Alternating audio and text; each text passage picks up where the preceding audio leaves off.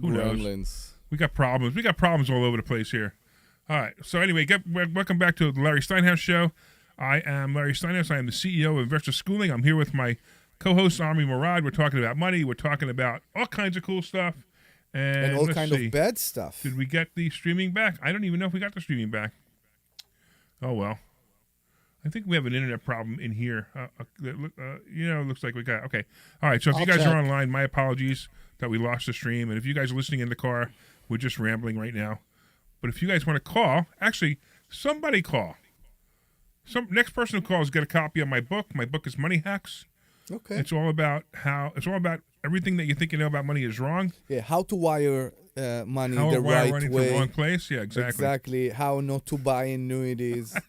Every advice, every mistake that we did in our life is mentioned there. So not mistakes you made in your life. The mistakes I made in my life. I've been preventing you from making some of those mistakes, but you still have a habit of making some of those mistakes. Some of them, I know. But you're getting much better. I won't say anything, but I'm pretty sure we have a new worst landlord, and we can't talk about that now. No. All right, so I don't want to talk about. I want to talk about that. Right? Not yet. We'll talk about that next week. Yeah, exactly. All right, we'll talk about that next week. So how are we doing with our mobile home park? So we are almost done. We have 2 more units, and the 1 unit that is ready for renovation, and it's actually not in such bad shape. It needs to be painted. We need to put new bathroom there, right? And we need to figure out if we're going to make it a 2 or a 3 bedroom. We need to remember this is the biggest unit we have in the park. Right, and you keep saying you want to make it a 3 bedroom, which I think is silly. I think that in the last 3 months, and that we own the park, and I also include our visit to the mobile home dealers, we saw that the most desirables are the 3 bedrooms. Yeah, Apparently, maybe. because of rent prices, I think people understand that even a family with 2 kids, or maybe even 3 kids, are considering a mobile home because the prices of rents are so high. In Florida, I know. Everywhere. I'm a tenant myself. I know. I'm amazed at how. I mean, when we bought that park, I said you said $1,000 to $1,200. Yeah, I said $1,000, $1,200. I know. And the park owner said, no, you're gonna get 15. I'm like, no way. And then she says, I think you get higher. So Army put them up for like 18, 17, for 16. how much I rented the first one, you remember? 18, almost 19, right? 18, and now with the shed, it's 19. Yeah. I mean, I was blown away. People are paying $1,900 for a mobile home park? For mobile home? So wow. You think about that, but you need to also consider that people are buying or renting a lifestyle. Those people have a home on the water. Yeah, I guess. And they wake up in the morning. It is a beautiful place. They are in a tropical weather. Yeah. And they enjoy every minute. Yeah. Yes, it's a mobile home, but the vibe there. Every time we go back from Florida, me and you. Yeah, we want to stay there. We're like depressed. We sit in the lounge. We're like, really? We need to go back? It's so cold in here. This week, when we go this week, we have to drive back. Oh, I know. That's going to be a nightmare. But we'll do it. We need to figure out if we can still make it. Because you need a plate. We can take another plate or do something else, but we need to figure out if it's still possible to do it on Monday. To do what? On Tuesday, I'm sorry. No, I got it under control. Okay, good. Yeah, we came up with an agreement. Good. I just got to bring her a certified check. Okay. So I'm hoping my money comes back on Monday. If it doesn't come back on Monday, then I have a problem. But it's not even a problem. I'll just get she will let you use the plate. Yeah, I'll get the money from somewhere else. Okay. Anyway, all right. Anyway, you guys online, you want to give us a call, 855-939-1137? No. It's 855-939-1137. 855-939-1137. All right. What now? If you give us a call, they get a free book. A copy of my book called Money Hacks. The best guide for life that I think a teenager can have.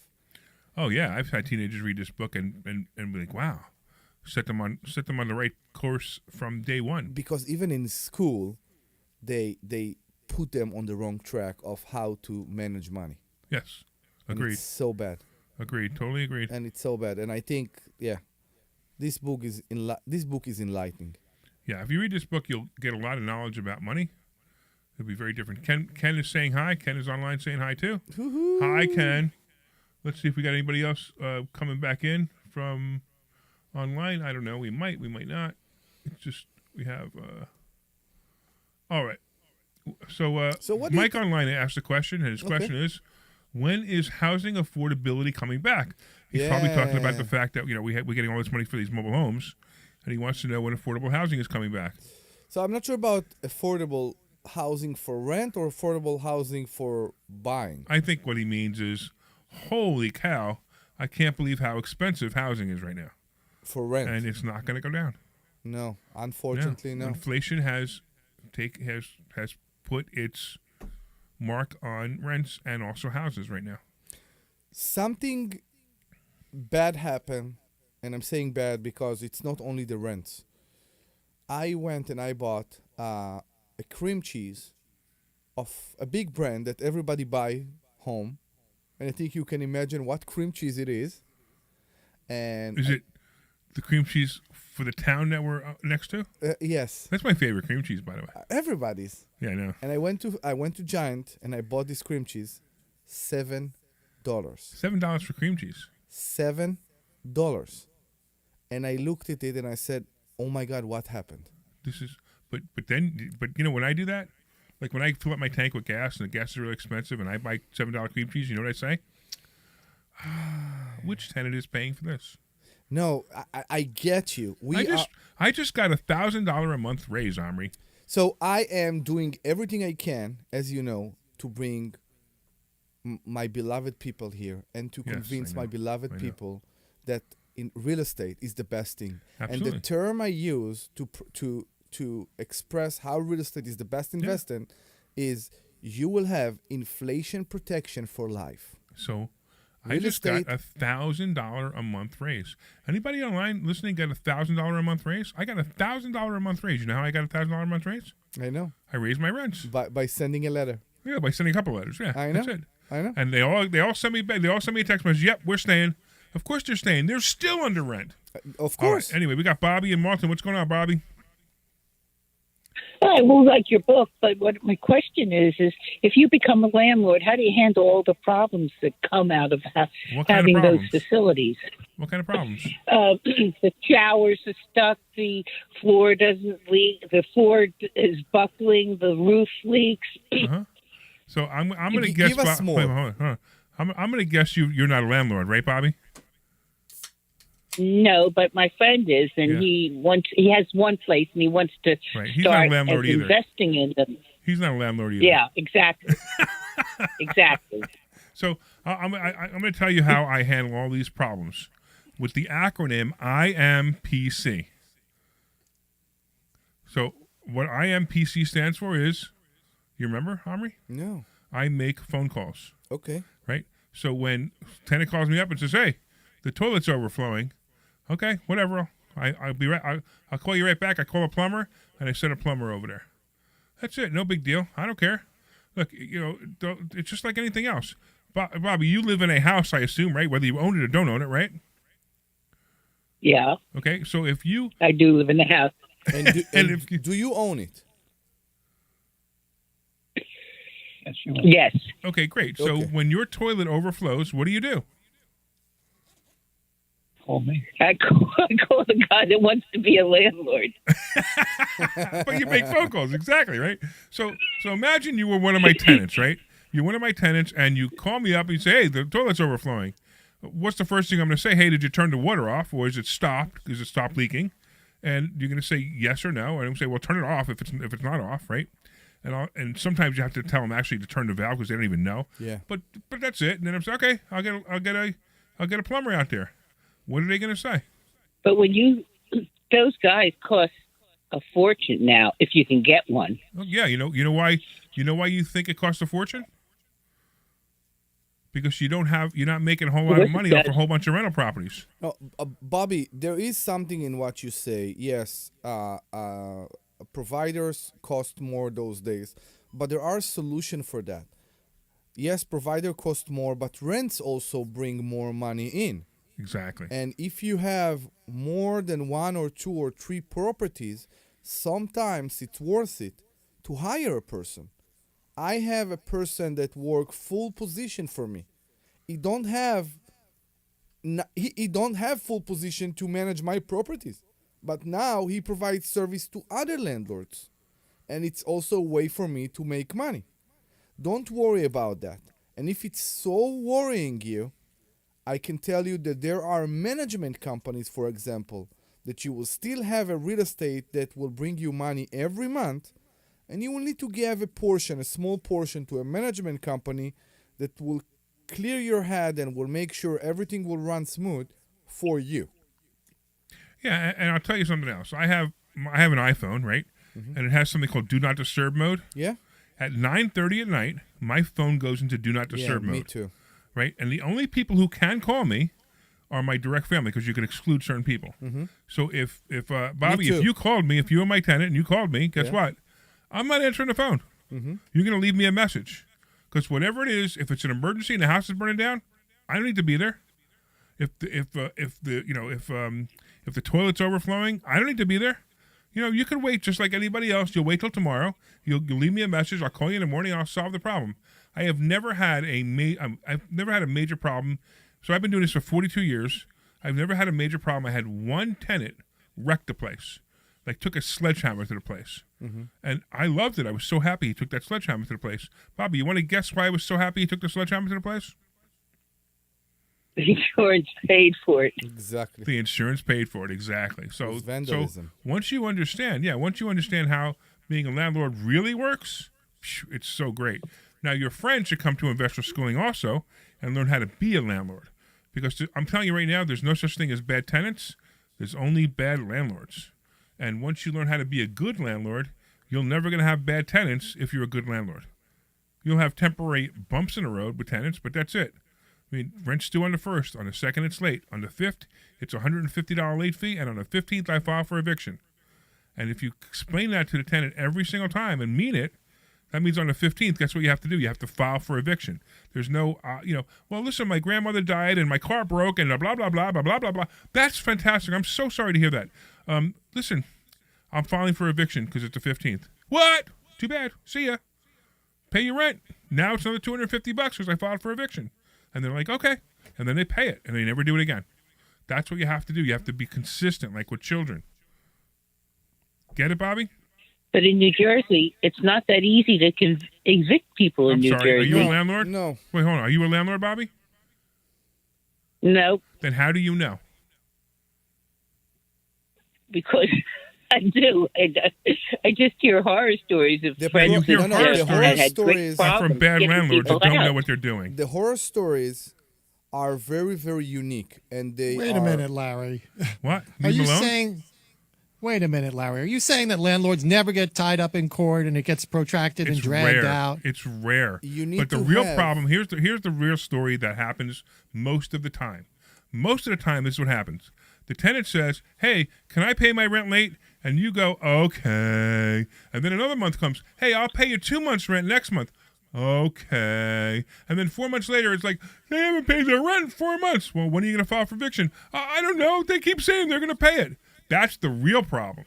If you have a tenant who is a professional landlord and knows how to work the system. Professional tenant knows how to work the system, they might get an extra 15 or 20 days from me, but that's all they're getting because I'm moving so fast for them. In fact, when I say to them, rent's due on the 1st, on the 2nd it's late, on the 5th it's a $150 late fee, and on the 15th I file for eviction. Correct. Now listen, if you're in the hospital, your mother died, your grandmother died, you have a car accident, send me a text message or give me a call.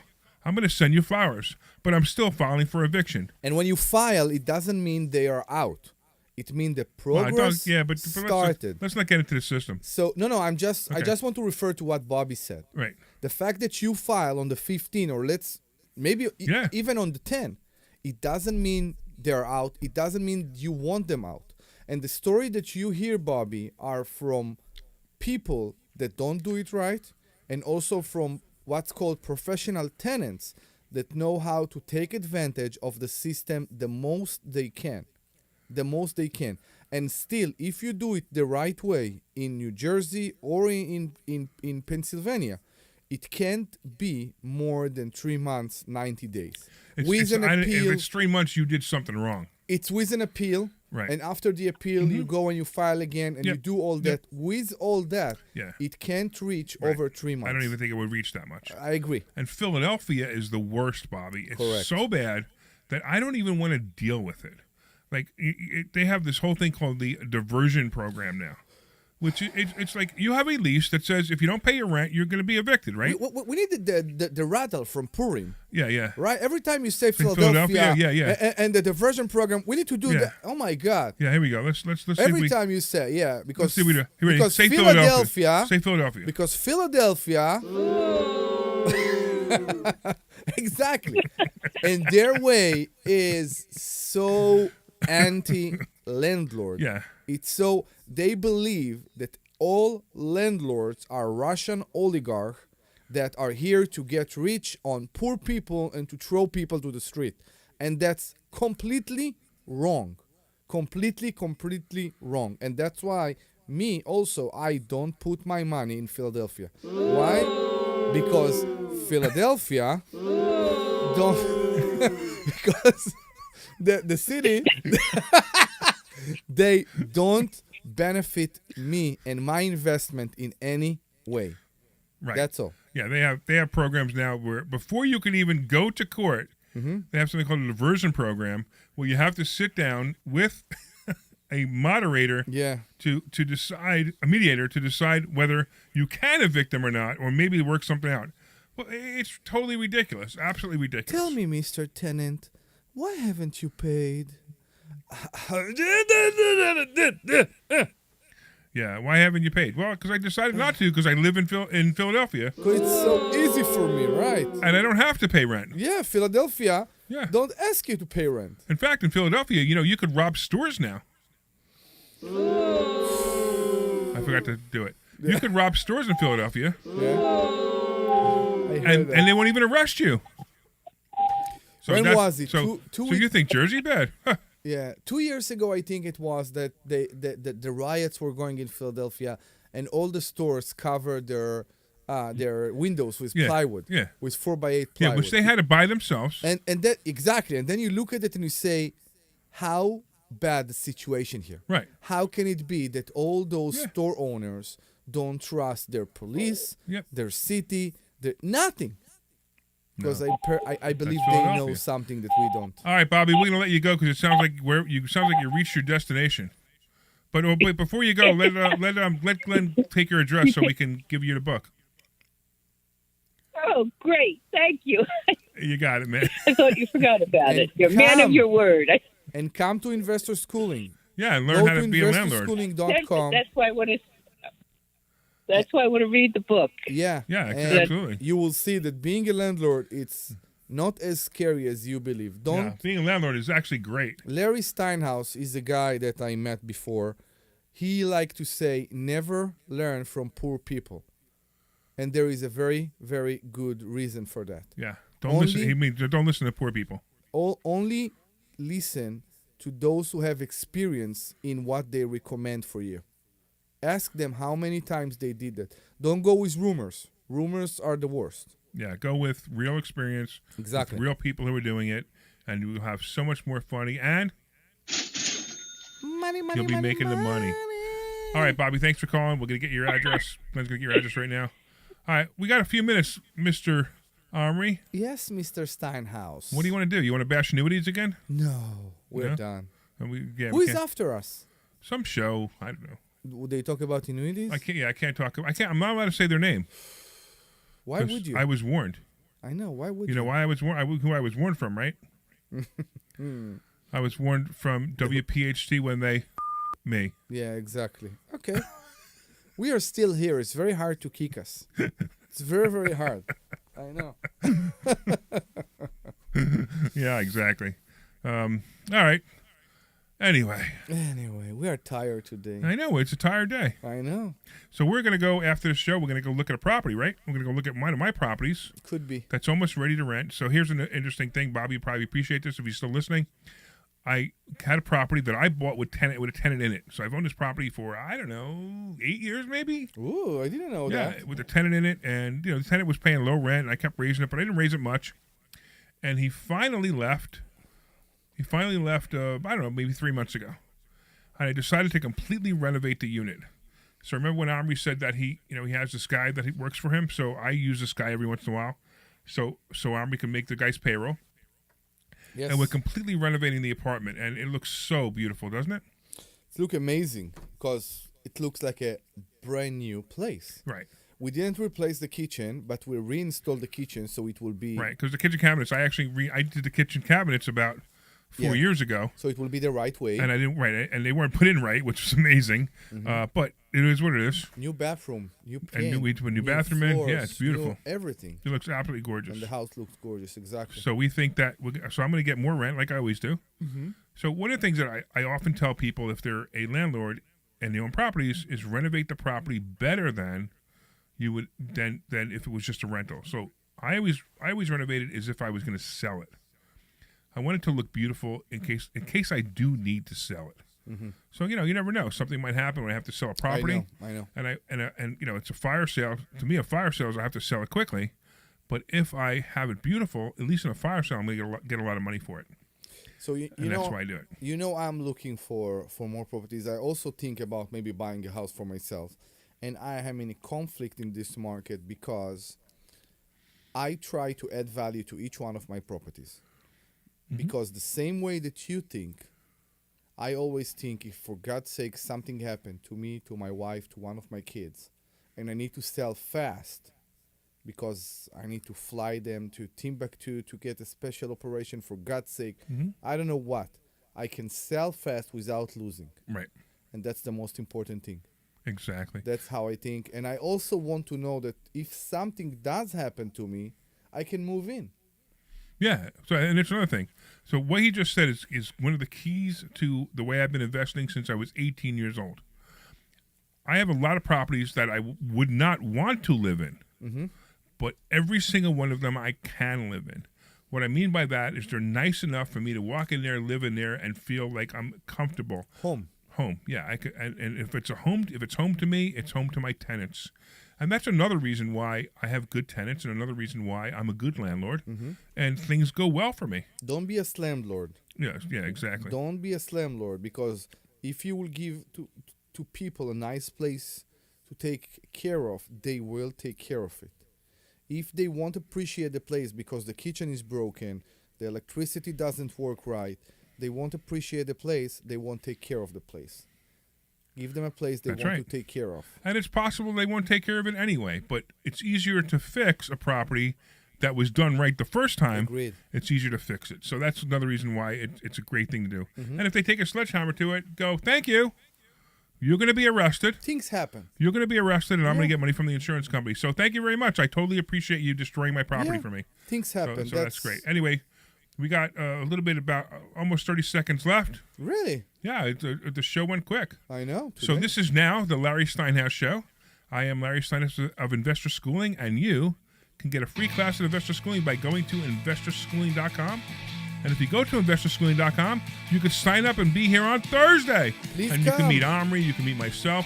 And listen, if you happen to have an annuity and you made the mistake of buying an annuity, come see me. I have some options for you that might work to get out, but sometimes I tell people, look, you already made the mistake. It is what it is. All right, investorschooling.com. We're looking forward to seeing you on Thursday. And Omri will give you the phone number on Thursday as well. See you Thursday, investorschooling.com. Bye-bye. This program is paid for by